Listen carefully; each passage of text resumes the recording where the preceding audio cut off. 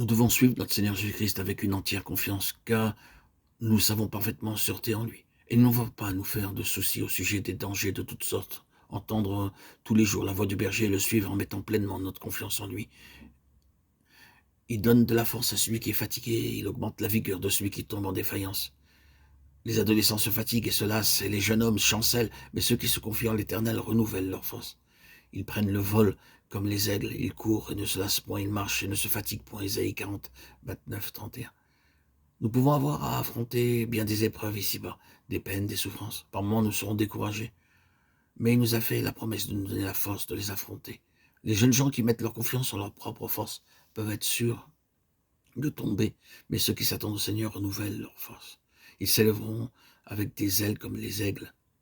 Leurs épreuves même serviront à la faire voler très haut, selon l'enseignement donné aux aiglons, dont la mer détruit le nid et les fait basculer par-dessus le bord du précipice. Si on leur permettait de rester confortablement dans le nid, ils deviendraient semblables aux moineaux qui ne savent pas voler haut.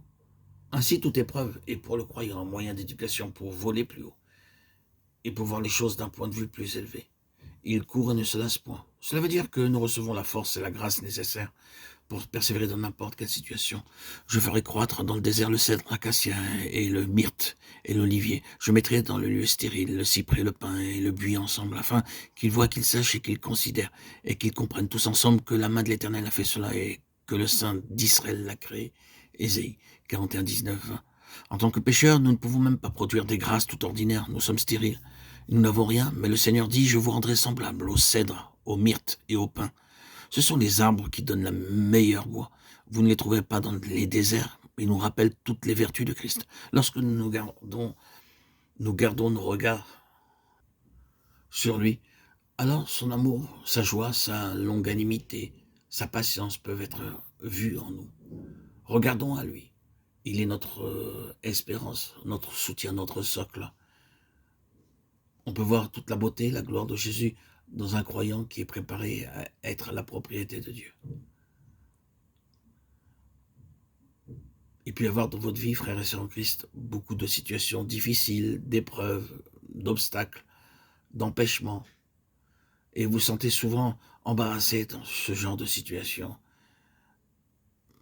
Vous ne savez quelle décision prendre. Alors, dans ce cas précis, la prière a toute son importance. Invoquez le Seigneur, agenouillez-vous par signe de soumission et d'obéissance au Seigneur, d'adoration. Apprenez à vous agenouiller devant le Seigneur. Appelez le Seigneur et dites, oh Seigneur, tu as promis de me conduire, de me montrer le chemin. Et soudain, frères et sœurs en Christ, vous découvrirez alors la lumière brillante sur votre sentier, cette lumière dont vous aviez tant besoin. Saisissez-vous de lui par la simple foi